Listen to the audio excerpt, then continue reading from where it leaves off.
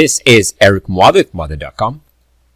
In this educational video, I want to discuss what one can do when trying to narrow down from a certain group of candidates. Now, we're talking about here when you're trying to look for momentum. And what we're going to do here, we're going to take a look at two stocks. In fact, I did this earlier today, and both of them meet the minimum requirements. So the minimum requirements, not a problem. As far as the breakout minimum requirements, which I call the ultimate Muathe breakout. But irrespective of that, let's just assume, which is correct in this case, that the minimum requirements in both cases are good. So we're going to take a look at two stocks, MRSN, and the other stock, which looks similar in a sense because it's also breaking out, is NTRA. Now, so just that we have all the parameters here of the MACDs and the RSIs.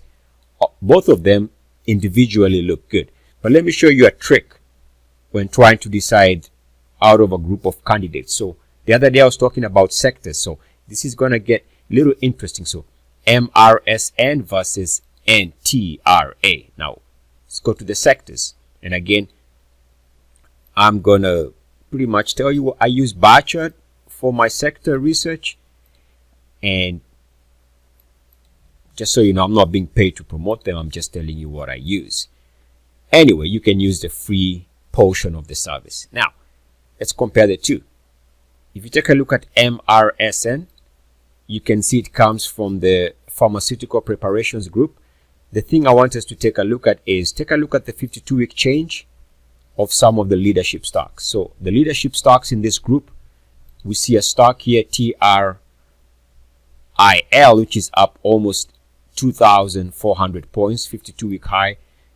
Another stock is up almost 400, 500, 400% gain for the last 52-week, which means that within this sector, there's a lot of movement. And we can see that in the sector.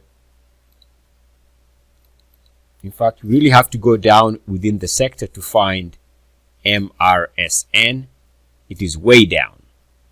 In fact, I'm not sure we'll even find it. All right, let's keep going, keep going. Here it is. So it shows up, but it is way underperforming the other stocks in the group. That might be a good thing. It might also be a bad thing. But at least we know for a fact that this sector has been on fire. So there's momentum in this sector. There's nothing stopping another stock in this group from moving higher. Now, compare this with NTRA if you're trying to decide between the two. So this comes from the services/medical laboratories sector. Now, notice the difference. The top stock in the sector is up 175 as far as 52-week gain is concerned. And then the next stock is NTRA. So you can see the sector itself, not the stock, but the sector doesn't have that oomph, that momentum drive. And so between the two, clearly, the stock that one should really pay attention to is the stock that comes from this group, which has been giving some phenomenal performance over the last 52-week of market action. So again, when trying to decide which stocks within a certain group of stocks you are considering, so take a random group of stocks that you've narrowed down. Let's say there are 5 or 4 stocks and you're trying to determine which one to go with. It makes sense to also consider the sector, especially where you find that the charts are similar.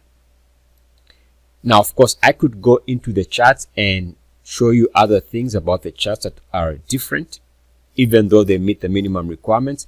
But that's outside the discussion for this video, which is sector performance.